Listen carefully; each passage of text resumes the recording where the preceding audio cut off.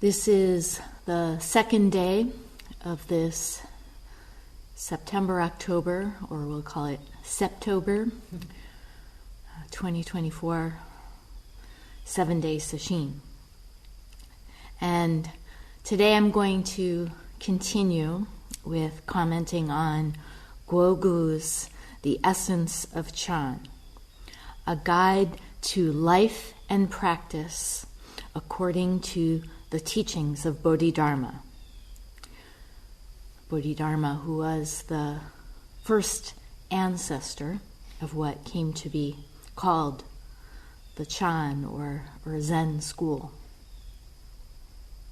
By the way, some accounts also link him to the development of Chinese martial arts, and in particular, Shaolin Kung Fu. But there really isn't scholarly evidence to back that up. That's part of the myth. Yesterday I read the story of Bodhidharma's encounter with Emperor Wu, as told by Guogu, which is also the subject of the first koan in the Hekiganroku, Bodhidharma's I don't know. Or as Guogu puts it, don't know. Continuing then from where we left off, he tells another story about Bodhidharma, and this one is the basis of a koan in the Mumonkan, Bodhidharma and Mind Pacifying, which is case number 41. Guogu says, Bodhidharma traveled to many different places in China and witnessed firsthand how people actually practiced Buddhism. He came across a mix of Buddhist doctrines, translations, good deeds performed for religious merit, and intellectual debates about right and wrong. In other words, all the constructs people cling to that have nothing to do with ultimate truth.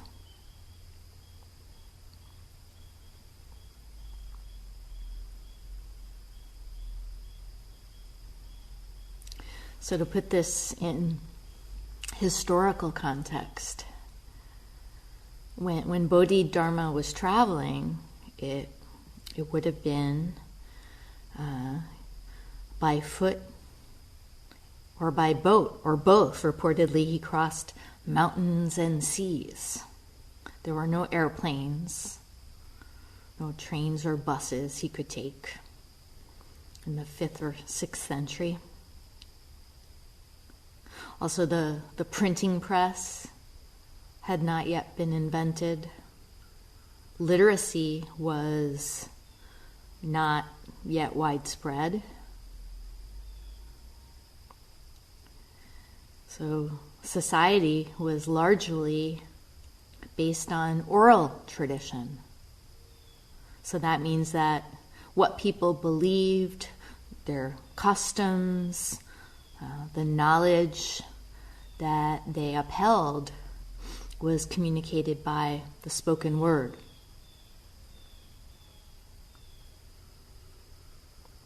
And we can only imagine today what life was like back then.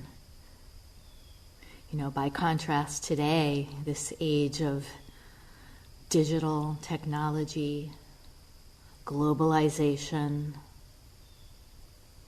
mass communication. Back then, the spread of ideas, including the teachings of the Buddha, was not as complex and vast as it is today. Sure, there would have been potential for misinformation, the spread of rumors, That seems to be par for the course when it comes to humans.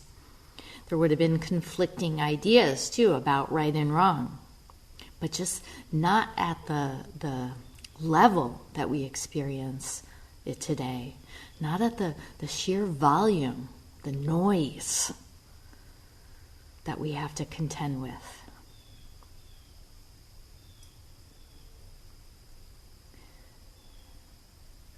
But the thing that really hasn't changed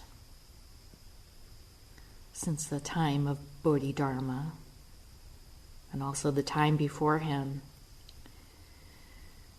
the thing that hasn't changed across time and space is the human tendency to cling to thoughts, to latch onto likes and dislikes.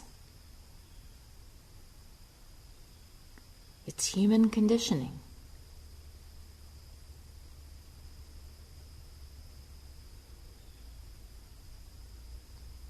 But it doesn't define who we are fundamentally.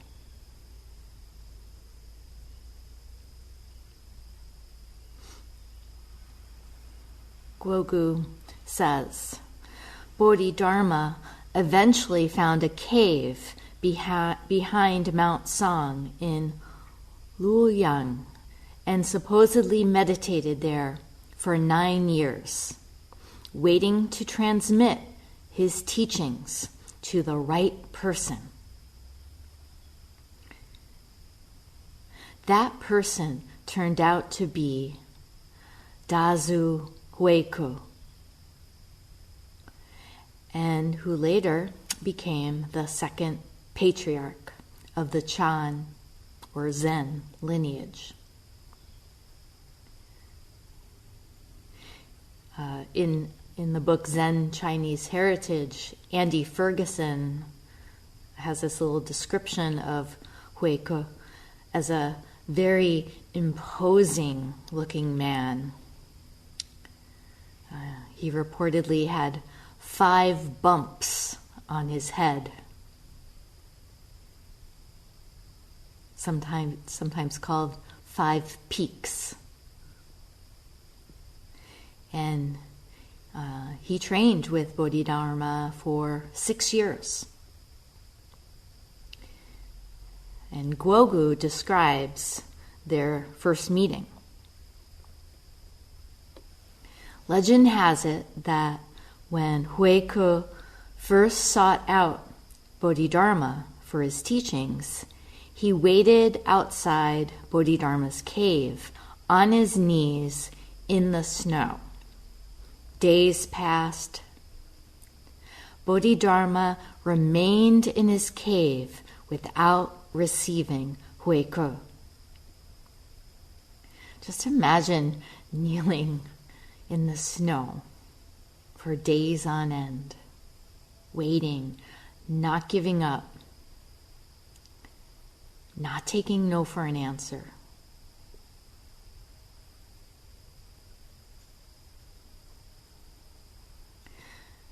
What did he think he could obtain from Bodhidharma?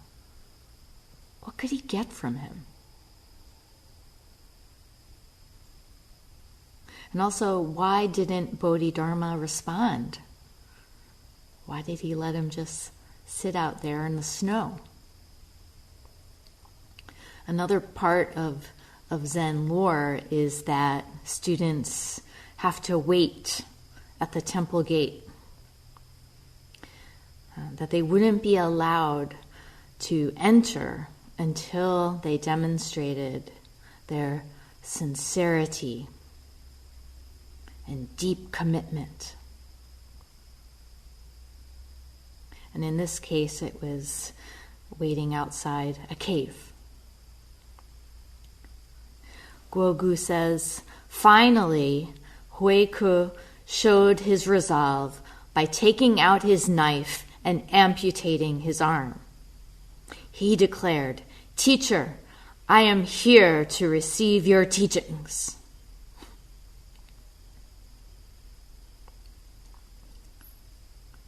Okay, I have to give this public service announcement.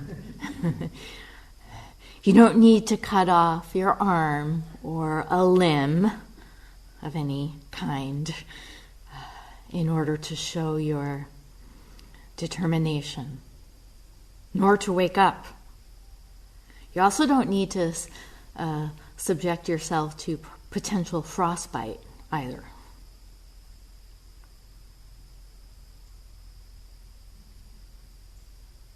The monitors have enough to deal with than treating frostbite or cut off limbs. And of course, we can't really say for sure that Hui Ke actually did that. More than likely, this bit of the story is part of the myth. It's a way of dramatizing. It's a way of bringing to life his incredible determination. And it's a very vivid and powerful metaphor. And at that, Bodhidharma must have recognized his strong resolve. Guogu says, at that moment, Bodhidharma acceded to his request and said, "What is it that you want?" Hui Ke replied, "I seek the Dharma." Bodhidharma said, "Dharma? I have nothing to teach you. I have nothing to say." Hui Ke responded, "But my mind is not at ease.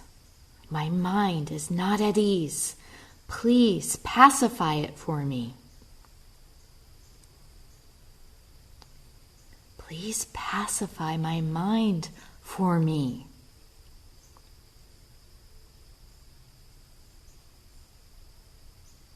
Could another person, whether it's Bodhidharma or someone else, truly bring about such relief?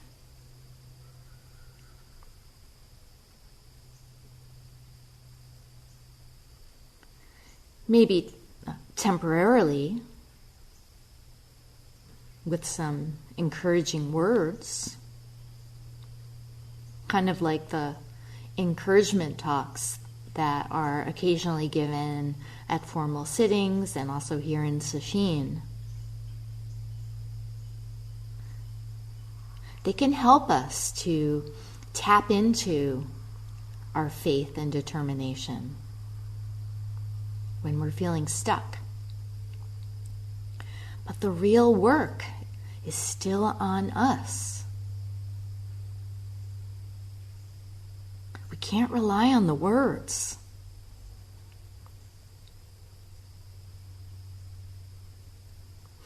Guogu then goes on to describe the extent of Hui Ke's suffering and also Bodhidharma's skillful response. He says, "Before becoming a monk, Hui Ke had been an army general who killed many people." He killed many people. No matter how hard he had tried to overcome his guilt by reciting sutras and practicing diligently, nothing helped. His mind was never at peace. Dis-ease and guilt weighed heavily on him.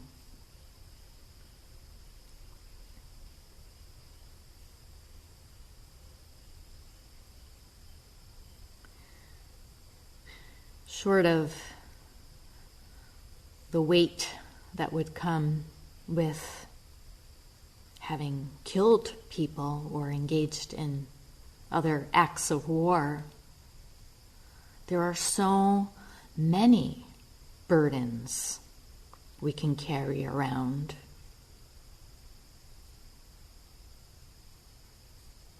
Mistakes, regrets,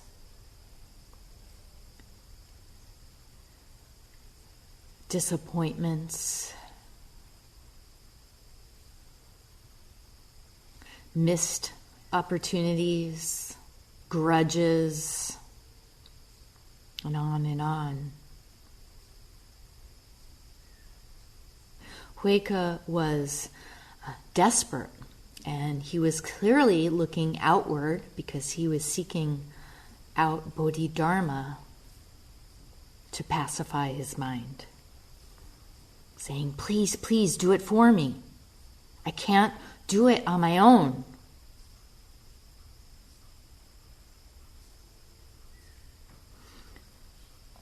Guogu says, when Bodhidharma heard Huike's plea, he ordered, "Bring me your mind and I will pacify it." So, okay, you want me to pacify your mind? Bring it to me.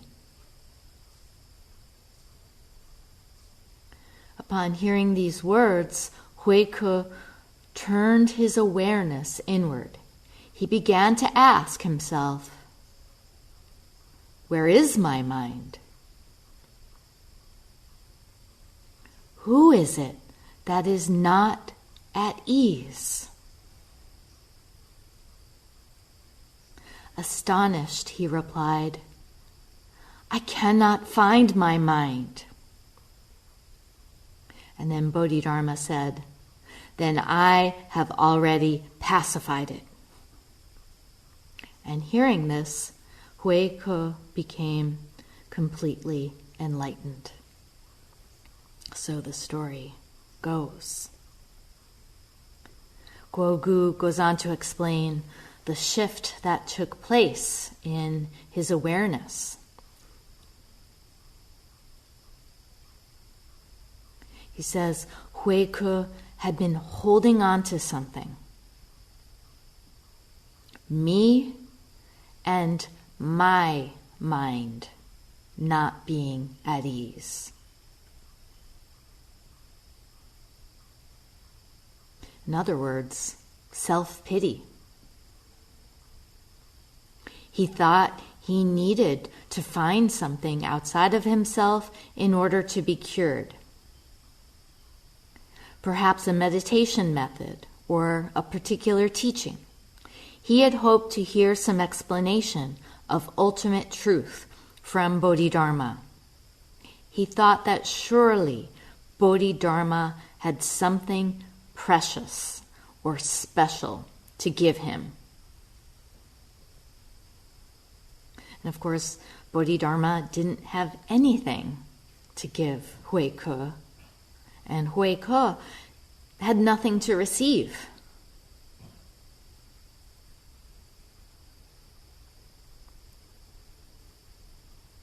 Now, the ego might respond to that and say, wait a minute, why, if my mind is already at peace, why am I bothering to do sesshin? Why am I putting up with day 2 tiredness and aches and pains?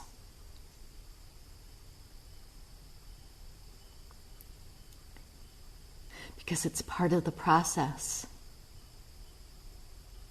The process of experiencing it directly for yourself.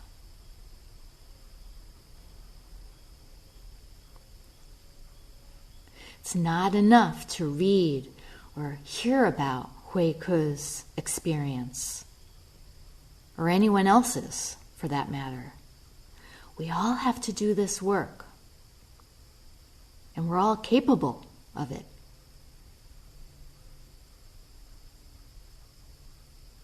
It doesn't matter what zazen posture you sit in. It doesn't matter what you look like, how old you are. It doesn't matter how many years you've been practicing.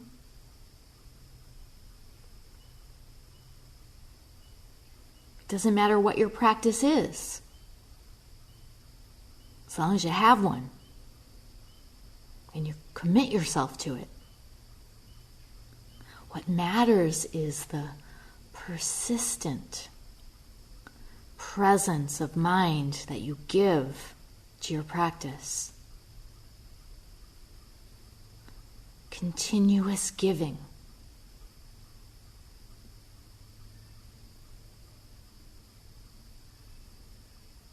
No matter the conditions that appear,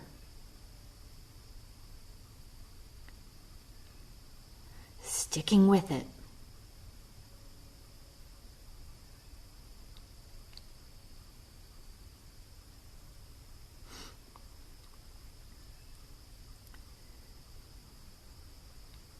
Zen master Dogen said, "Coming, going, the waterfowl leave no trace, nor do they need a guide." It's the same with us. We've got everything we need. Nothing lacking. How could there be anything lacking? Nothing's outside of our true nature.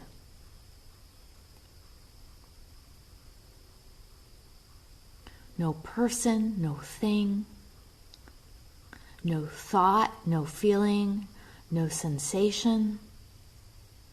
Forget about good and bad, right and wrong. Nothing's excluded.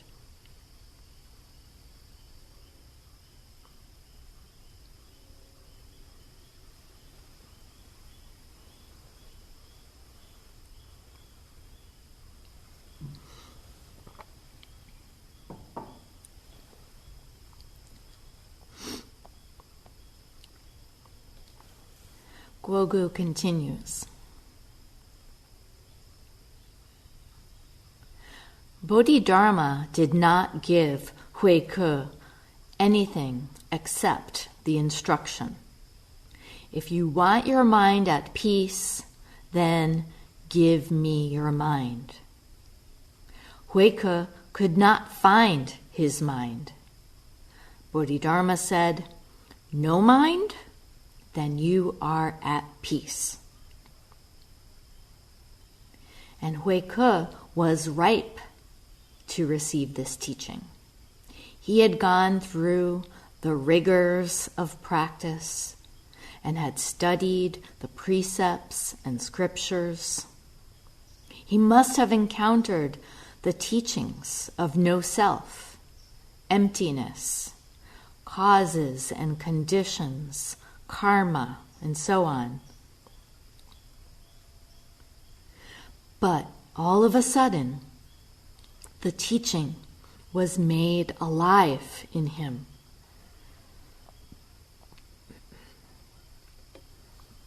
You want no self?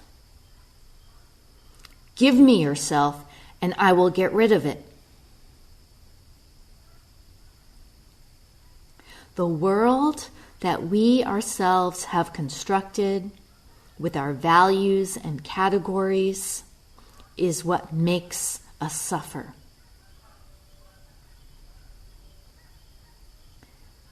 Huike finally understood the fact that intrinsically he was free.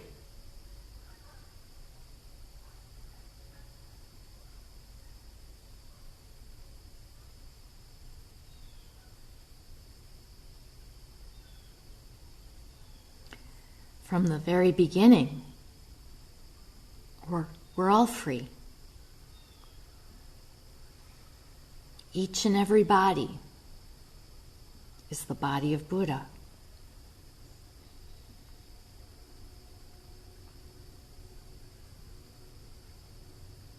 We just need to trust the process, trust our practice.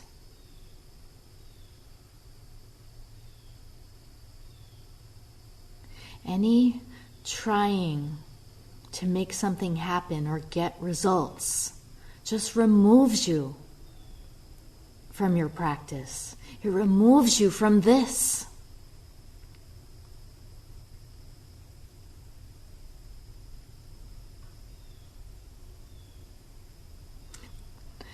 We can't say what, if, or when, or anything can happen. It's not up to us.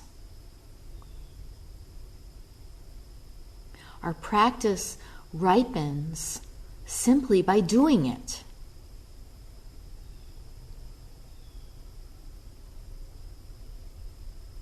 And that requires us to let go of all the ways we maneuver and try to stay in control.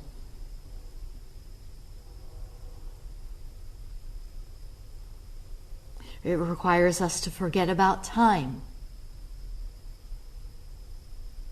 Tracking time is a classic form of trying to be in control.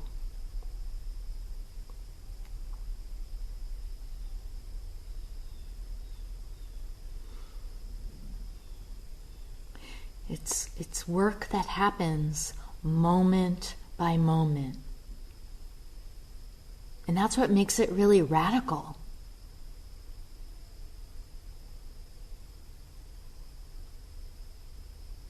Moment by moment.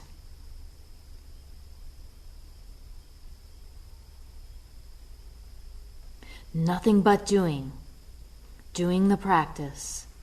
If you add anything else, it's separation.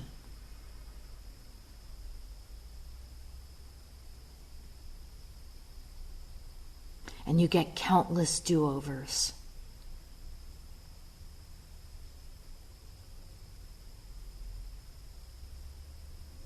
The past is long gone.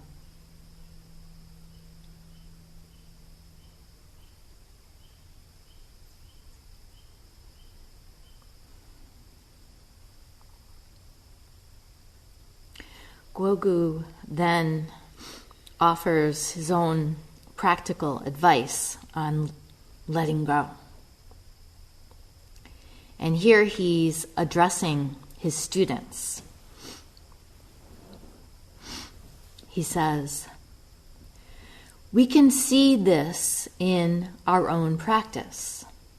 During our periods of sitting meditation, in the midst of your wandering thoughts, I sometimes say to you, relax." You've heard that before. Relax, be natural and clear, and appreciate the breath. These are labels and categories that I throw out, and you receive them. You may think, oh yes, I am relaxed, appreciating that every breath is a new beginning.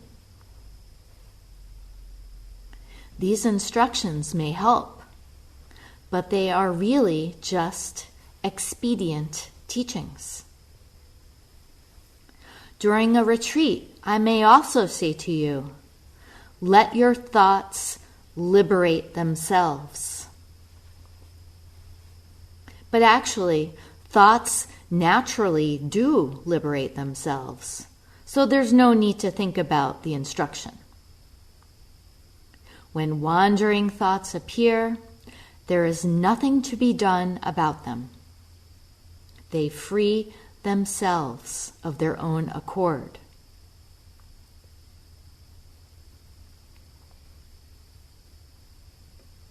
We also have a method where we use a so-called correct thought to get rid of wandering thoughts. In this case, we label wandering thoughts erroneous, but then we are stuck with the correct thought because although we had labeled this new thought correct, it is still a thought.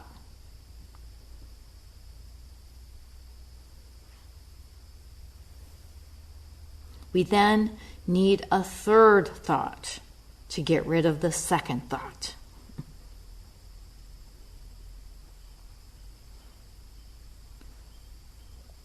This is the dilemma of expedient teachings.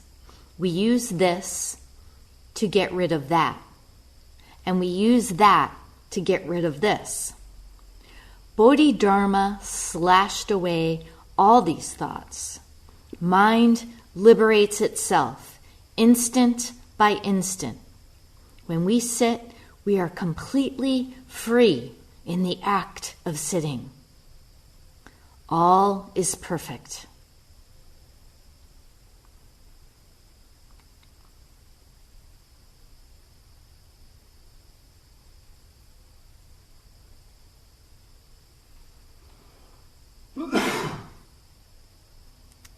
So piling on thoughts upon thoughts upon thoughts, trying to cancel them or replace them with other thoughts,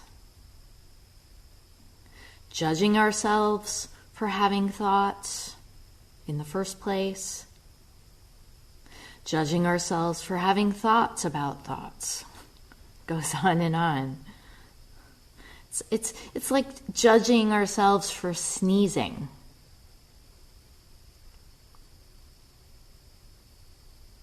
Thoughts just happen.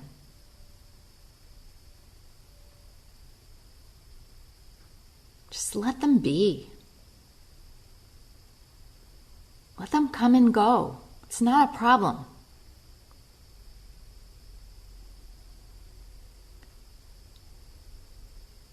Guogu's teacher, Master Sheng Yen, said this: "The Buddha way is non-opposition.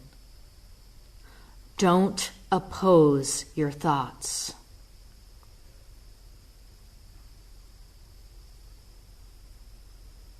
Don't oppose anything.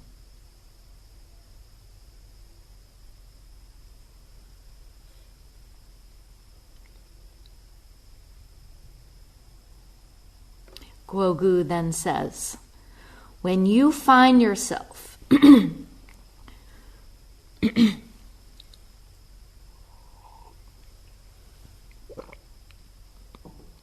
when you find yourself in the midst of anxiety or disease, please bring it to me. When you find yourself in the midst of anxiety or disease, please bring it to me. But do not think, Guogu, you want my anxiety? Here are my electric and phone bills and my schoolwork. Please take them. Of course, I do not mean that. You can take care of those things by yourself. But bring me something that you are holding in your mind. Some trouble or angst. I often say, if you have a problem and you can solve it, it is no longer a problem. If you cannot solve it, it is still not a problem, because then it is no longer your problem. So be free.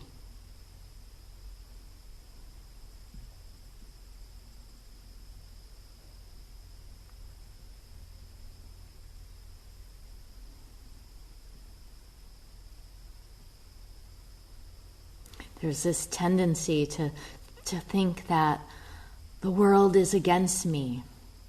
Things aren't going right for me.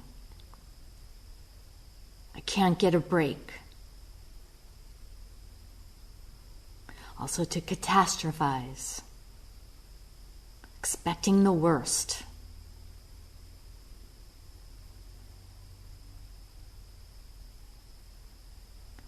But what Guogu is saying is that we are free.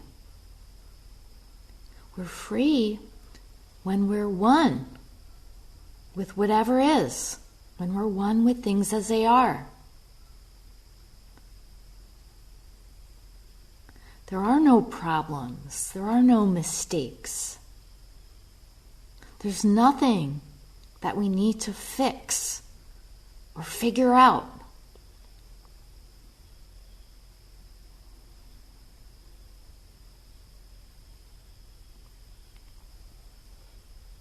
Then he says, "It is like the movie, The Matrix. All of us are plugged into a constructed collective world. In our society, we have a built-in consensus of what should or should not be, a consensus of what is good or bad. It is just consensus, an assumption based on collective judgment. Sometimes one judgment comes in contact with another, and this creates conflict. Then someone like Morpheus may come along and offer to unplug us from this world. Once we are unplugged, we become like Neo,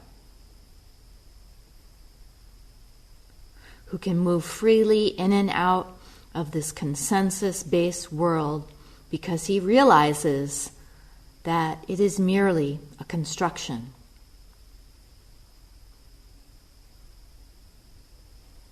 In case you haven't seen The Matrix or don't remember it, the point is, in the film, that what we think is real isn't real. It's an illusion. And that's what it is to experience our life through the filter of thoughts.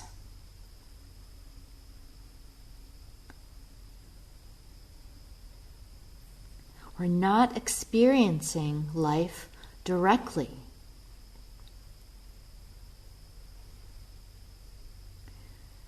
And just like Keanu Reeves, who played Neo,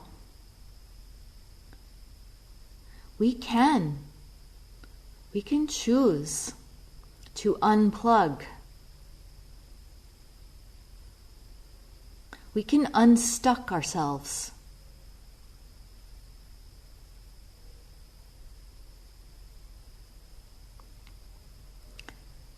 And the way to do it is moment by moment. It's in the process of doing it over and over again that the plug loosens up.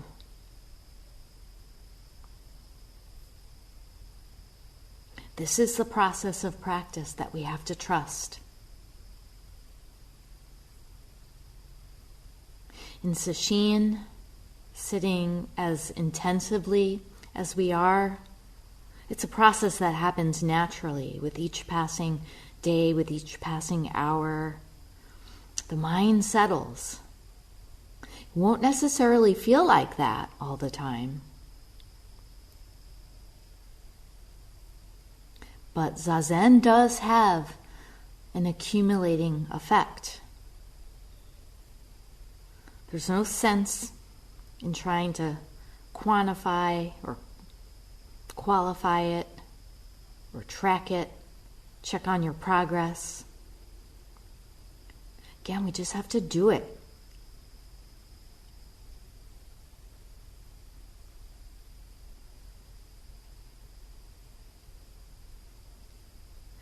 Do it and trust that whatever condition there is right now, it's going to pass.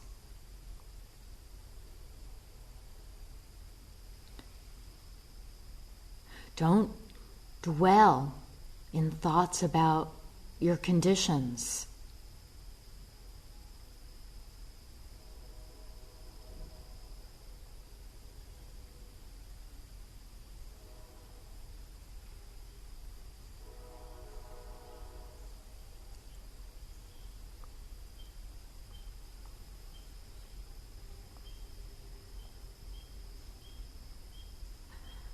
Guogu then says, "My advice to you is to be free, to be pacified.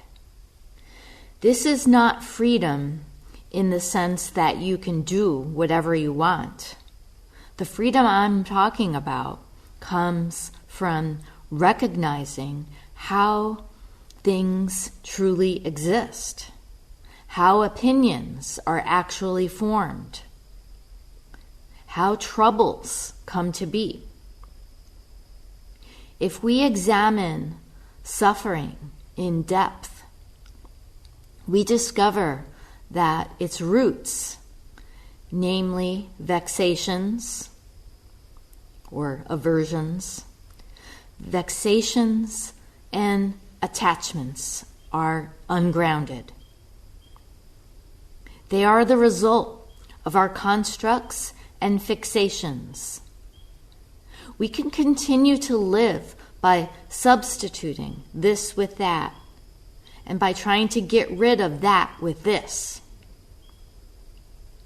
But in Chan, the most efficient and direct way to end suffering is to realize the constructedness of the self and the world. In other words, the social construction of it. The way to end suffering is to stop substituting and to begin recognizing.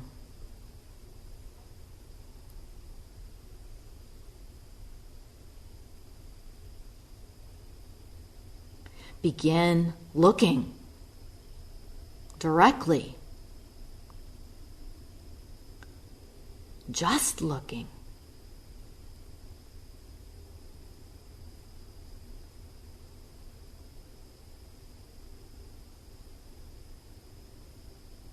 Not for answers, not for results, just pure presence.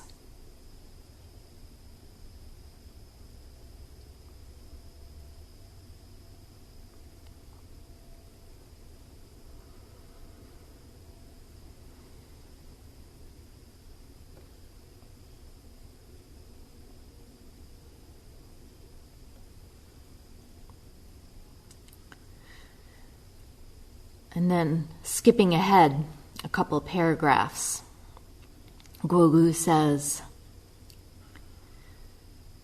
in Bodhidharma's principal teaching, recognition is purification. Put differently, attention is purification. Instead of eliminating wandering thoughts or vexations, either by thinking something positive or by looking at them from a different perspective, we can simply recognize the empty nature of thoughts.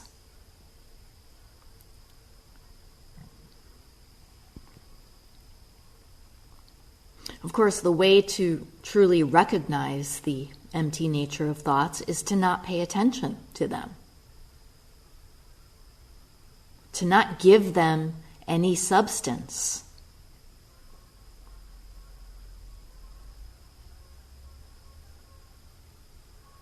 To pay attention only to this.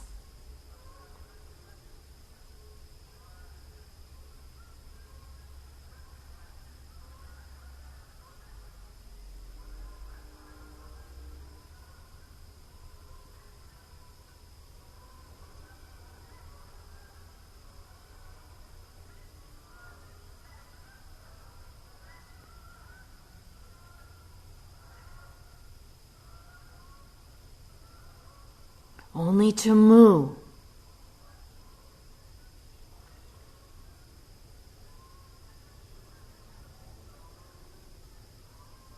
To the breath.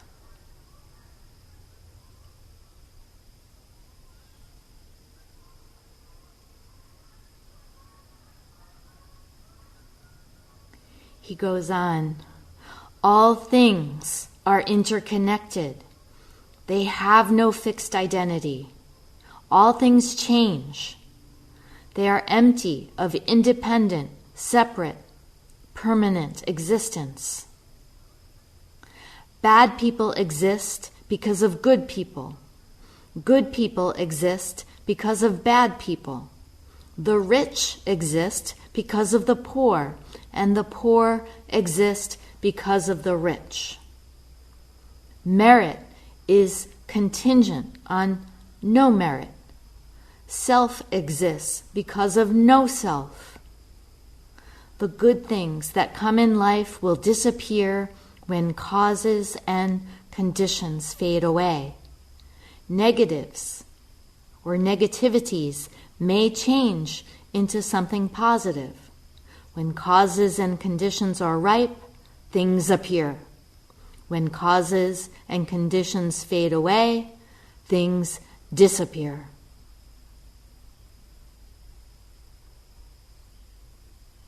Just like the flock of geese.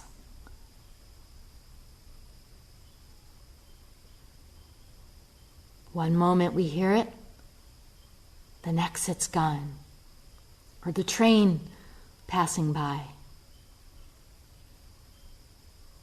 Everything comes and goes, arises and disappears.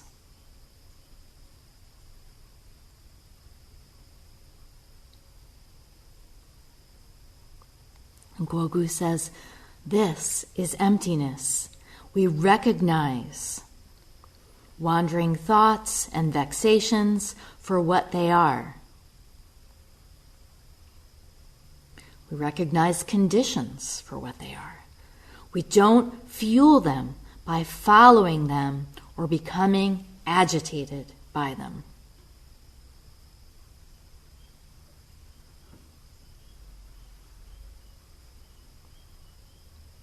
Things are things because of mind, as mind is mind because of things. And both at source are emptiness.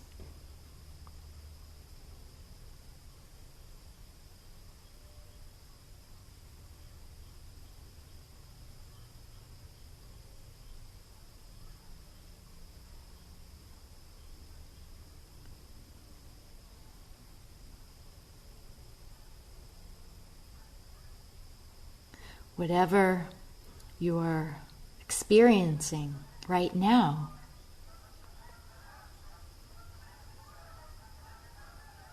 it's just this.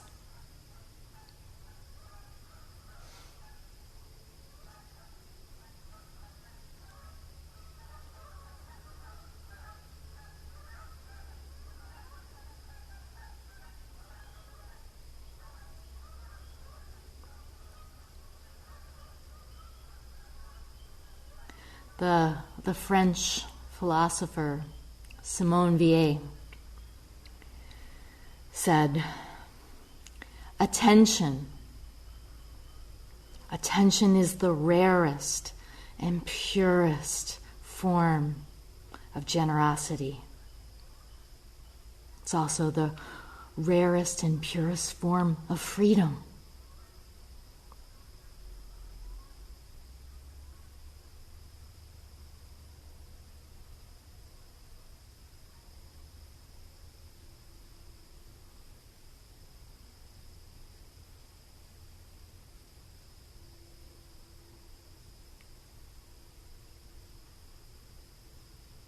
Just pure presence.